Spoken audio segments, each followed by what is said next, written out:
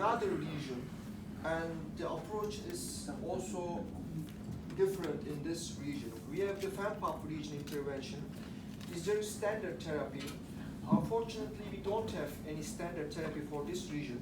Treatment with balloon angioplasty demonstrated similar amputation-free survival, a shorter hospital stay, and fewer procedural risk compared to bypass surgery. The main problem in endovascular intervention of this region is, in the SFA and the fan-pump region, is the restenosis, and the reintervention rates are a bit high.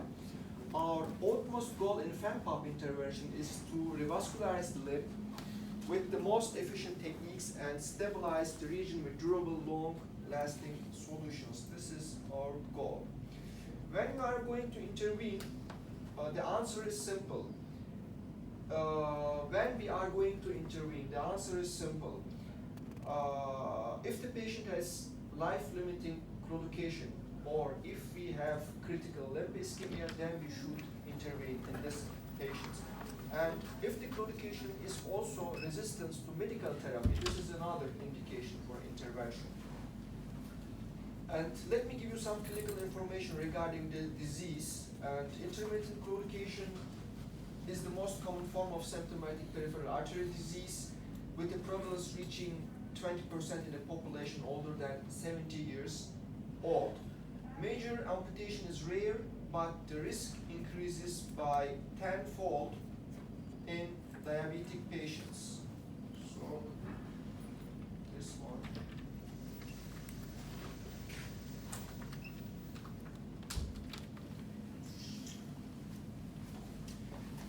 So, this is, and we have the classification, the Rutherford classification. I use the Rutherford classification.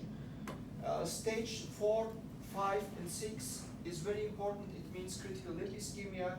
You have to act immediately.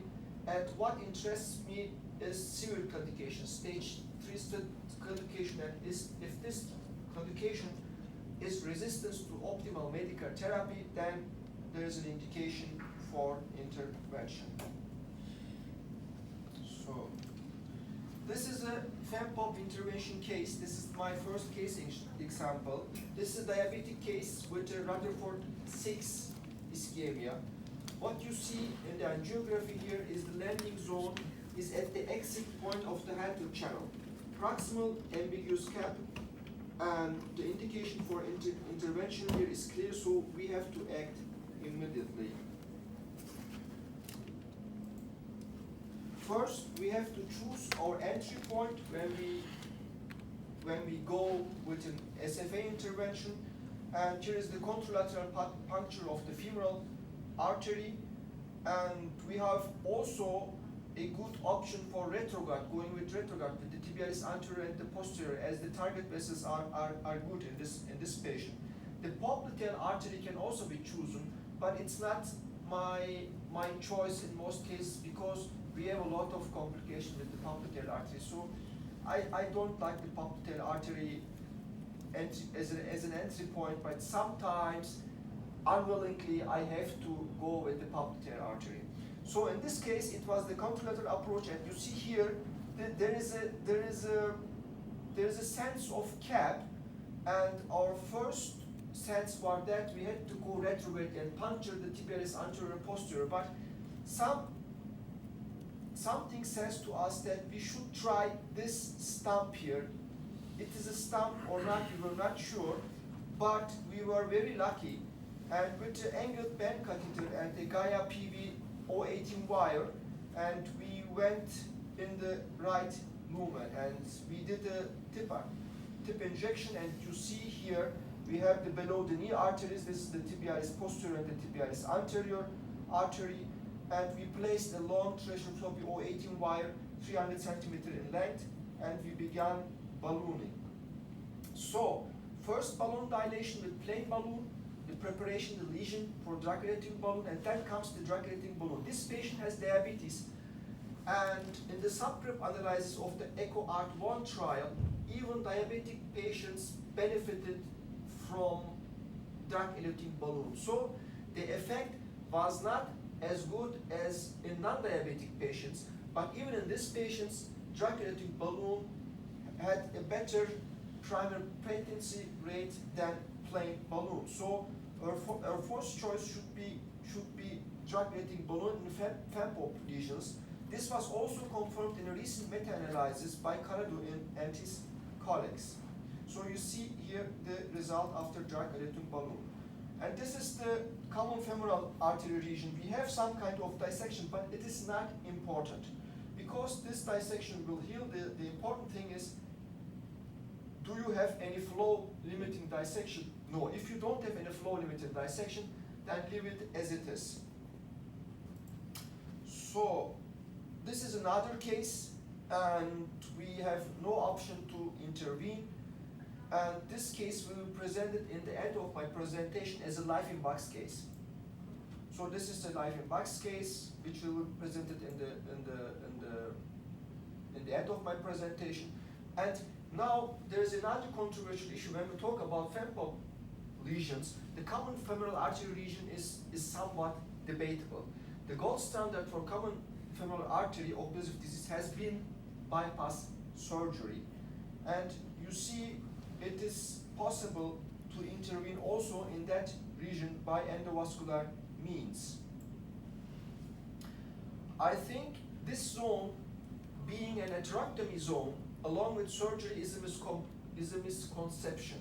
In addition to my personal experience, we have also proved that the best approach in this area is provisionally stenting. In terms of surgery being better, has been tested by Thomas Seller, and he is now conducting a study, and he is randomizing bypass surgery with femoral artery endovascular approach, and we will see what the results will tell us. But in this region, with this study also shows that provisionally drug-eluting balloon with provisional stenting is better than atherectomy and plain balloon. And we will see the results when we compare it with surgery. And I do a lot of stenting in that region. I am not afraid, but some kind of stent type must be you should be cautious about putting some kind of stents in this region. For example, I had a question in the coffee break. The Supera is not a good stent to put in this region, because if you have to go into the profunda, you have to go between the struts, you have to open the struts, and the nitinol stents are better in this, self-expandable stents are better in this region, and it is very difficult to go inside the supera stent cells and reach the profunda. So in this, there are some case presentations with supera, but in my experience, it's not a good option. Supera is a nitinol stent. This is a nitinol stent, but it's a woven stent. It's a woven stent, and the woven technology hinders you to go inside the struts. So our standard therapy in this SFA lesion is leave nothing behind, keep the artery open, and by reaching that goal, drug-coated balloon seems to be the most suitable option. We don't want to put stents in the FEMPOP region, as in this region, external mechanical stresses like including flexion, compression, torsion, there are a lot of external mechanical stresses that will distort the stent and cause stent fracture or stent restenosis. So the distal segment of the SFA traverses the adductor channel, which further enhances compression during tight contraction. This is an example how I manage an SFA. You see here we have a flush occlusion, and this is the result after plain ballooning and drug-eluting balloon. This is a nice result. This is the result I want to see after an SFA intervention. So the drug-coated balloon under scientific data. So I combined this, I embedded this presentation into the first one, and I am going to share with you some scientific evidence regarding drug-coated balloon usage. So we have this latest meta-analysis. It's going to be an article in press, and this is a very recent information. It confirms that drug-coated balloon angioplasty is associated with high procedural success rate over 90%. This is very comparable to bypass surgery, and this is also the number in the literature at the Basel study. Therefore, an endovascular first approach should also be recommended in this region. This is the forest plots taken from this meta-analysis, and you see the randomized trials here, balloon angioplasty versus drug-coated balloon angioplasty.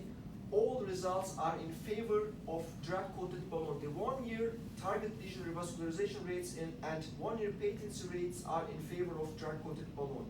Even the 2-year results are better, which contradicts the idea of the catch-up phenomenon in 12 to 24 months. So we don't have any room now leaving the patient with plain balloon according to scientific evidence. So, which balloon should be used? Which drug-coated balloon should be used? There is no head-to-head comparison between drug-coated balloons. All currently available drug-coated balloons are dry-state paclitaxel, but differences are in the drug concentrations. And importantly, the Karadu meta-analysis reported that the dose of paclitaxel is related to the magnitude treatment effect. In addition, the excipient is also important. The excipient plays a crucial role in drug transfer and absorption. As of today, the best formulation remains unknown.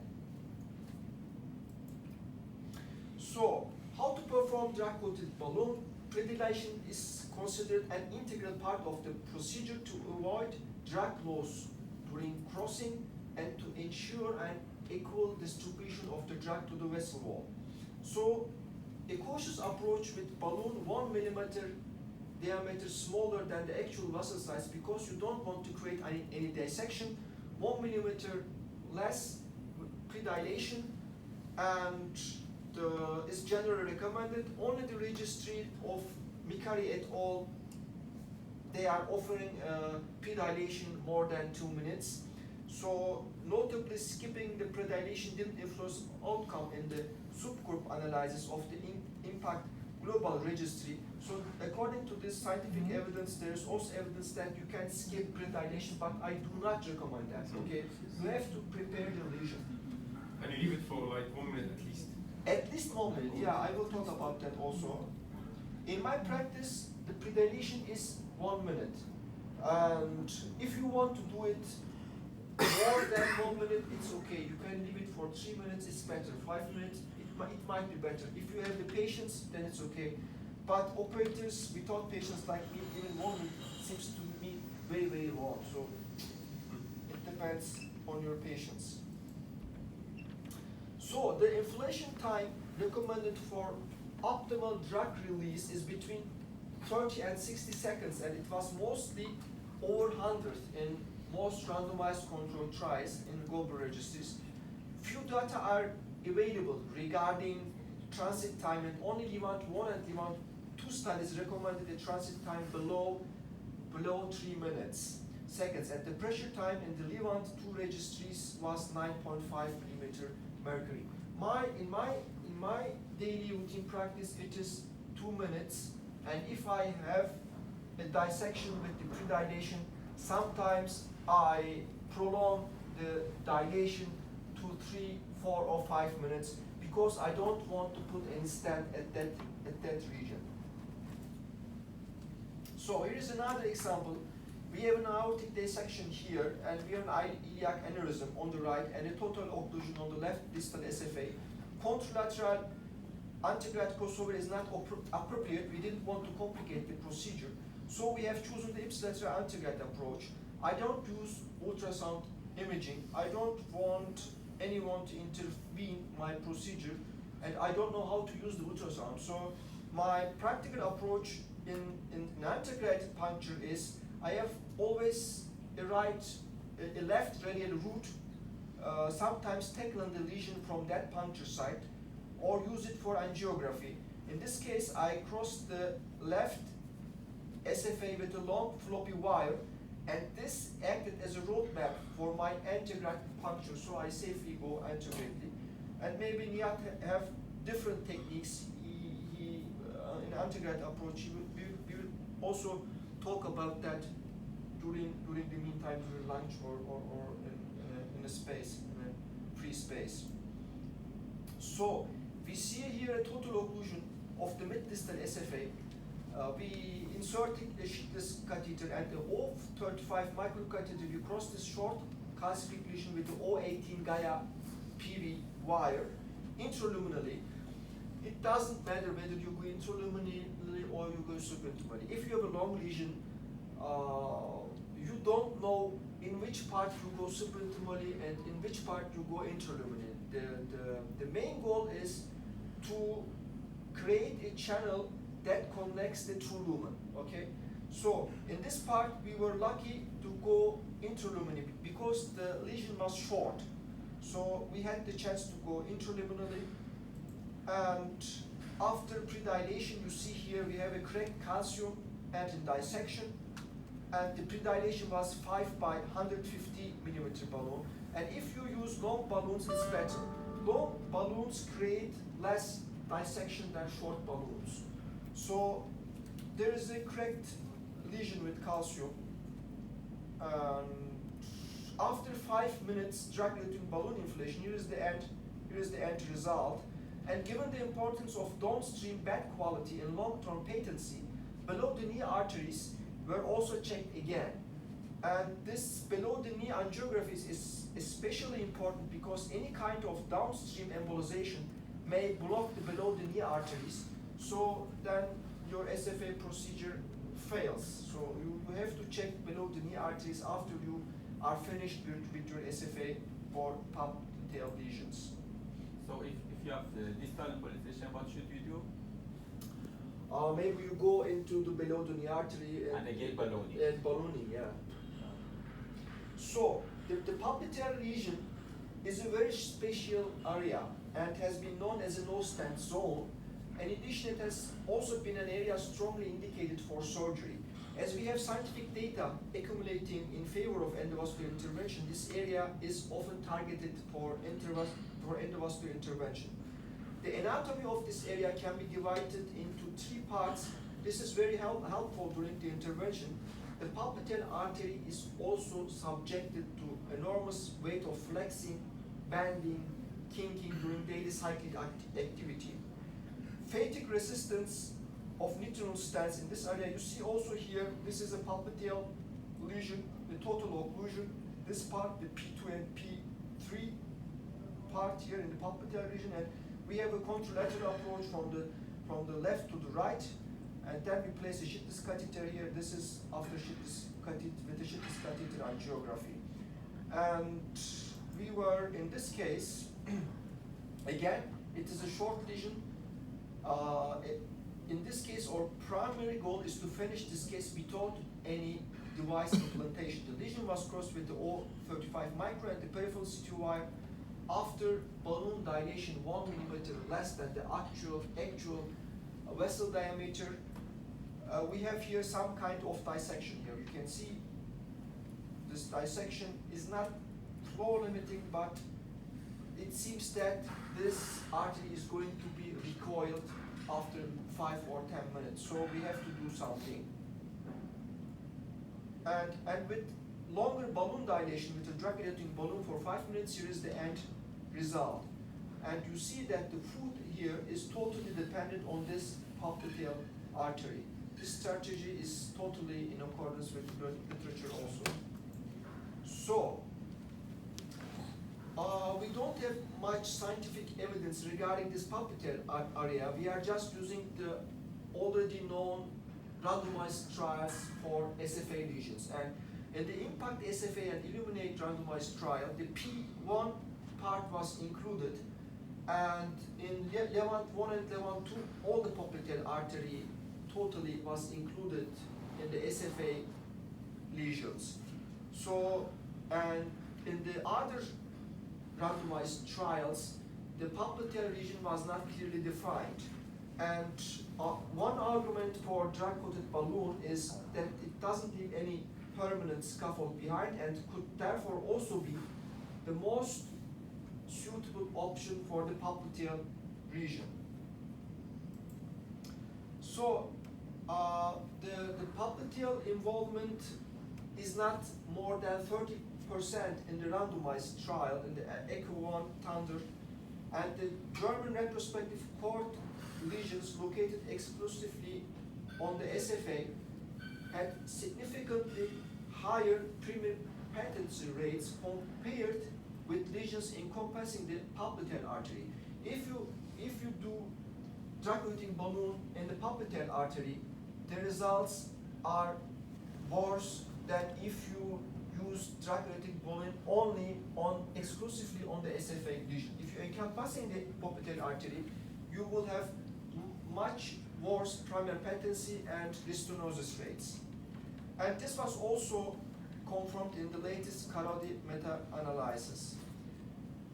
The problem here is the bailout stenting, and the bailout stenting was less frequent in the drug-coated balloon in the Biolux P1 and the Thunder trials.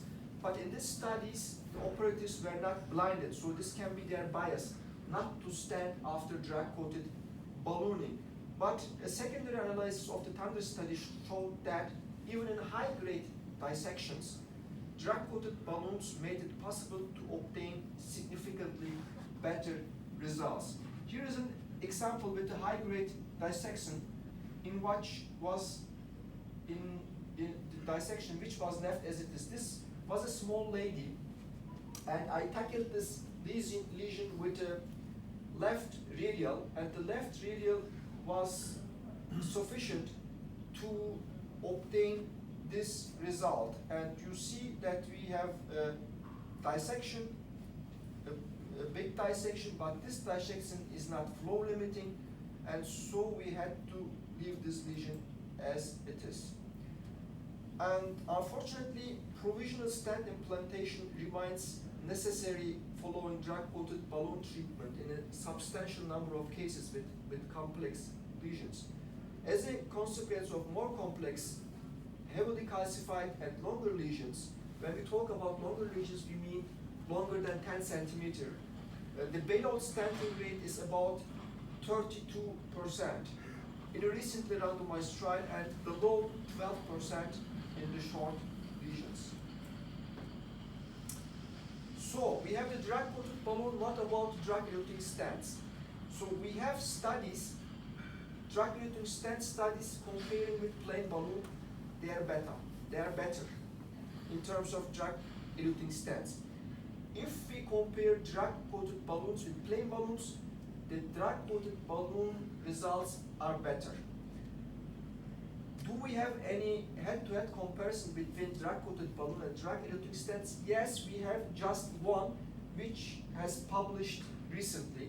But before that, that study, in the area of the absence of a head-to-head clinical trials, a retrospective propensity score matched single-center study found comparable 12-month patency and target lesion results for drug-coated and drug-eluting stents in long FEMPOP lesions. Now we have this head-to-head comparison. In 12 months of period, the drug-coated balloon and the drug-eluting stent results are comparable. They are not much different.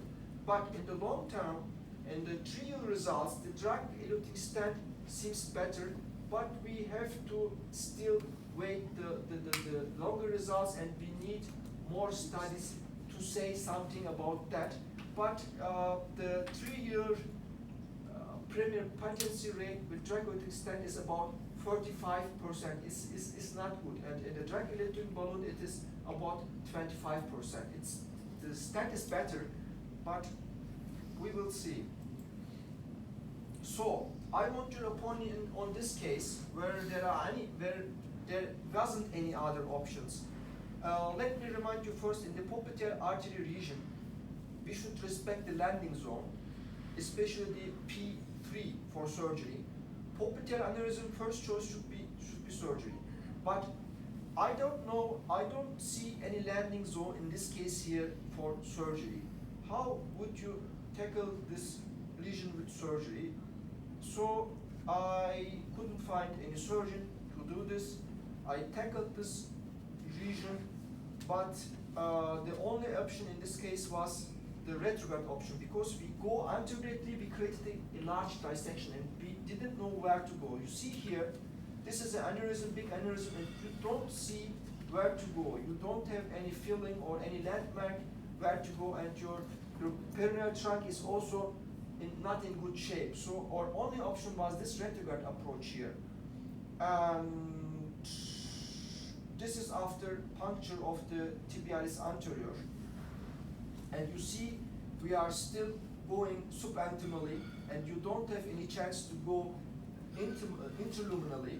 And this is the O45 with the this is the O45 and the O45 wire, hydrophilic wire.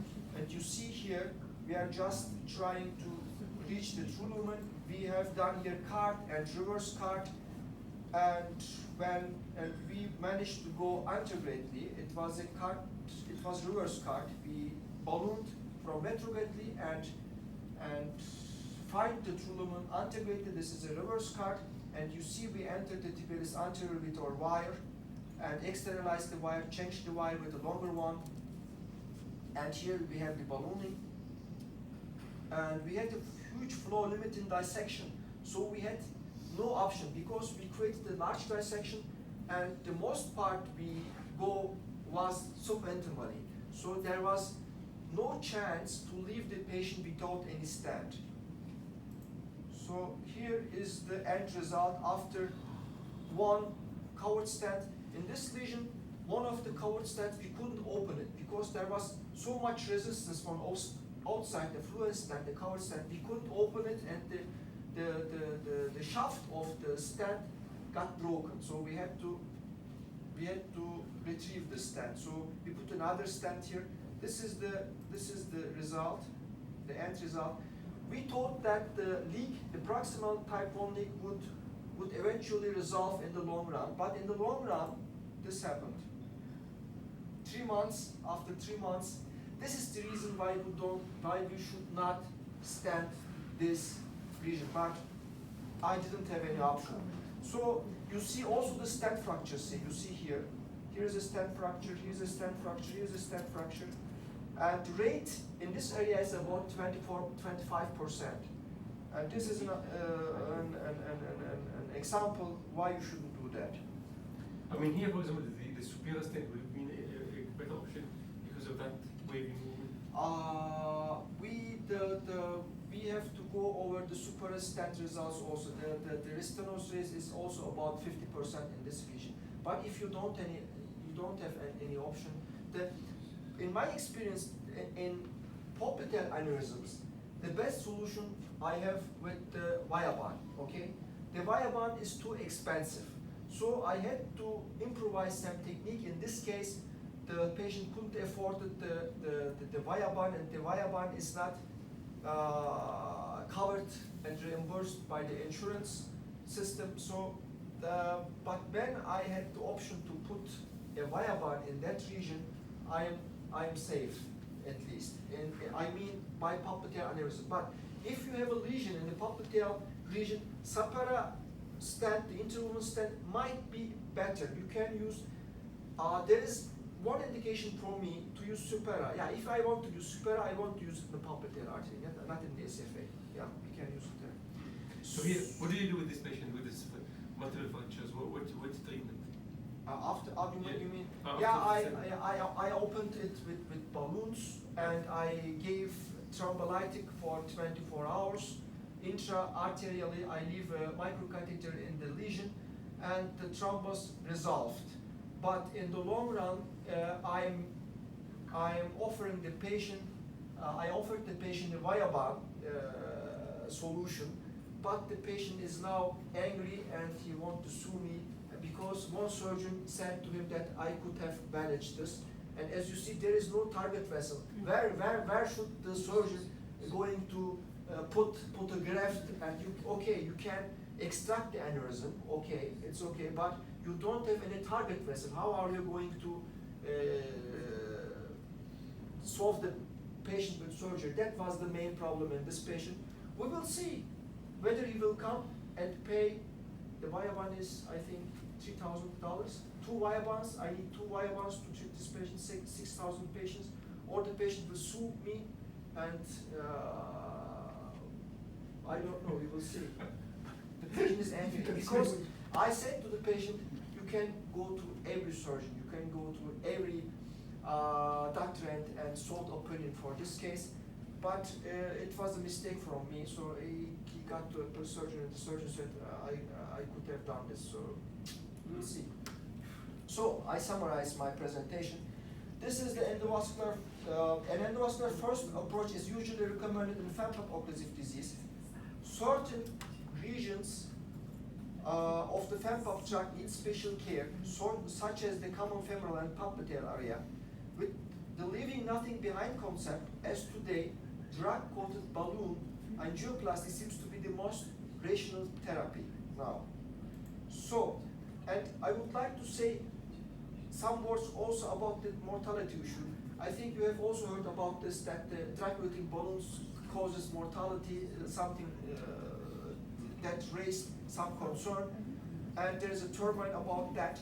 A higher incidence of mortality was reported across the studies with the drug-eluting stents and with the drug-coated balloons. And prior to the publication of this meta-analysis, the body of evidence suggested that drug-coated balloons are safe and maintain a positive clinical benefit in the treatment of fempop disease, as reported in the SKY consensus and in the ACC AHA report. And we have also an independent patient-level meta-analysis showing that there is no mortality increase in the 5 years result. This is also another vindication for using drug-coated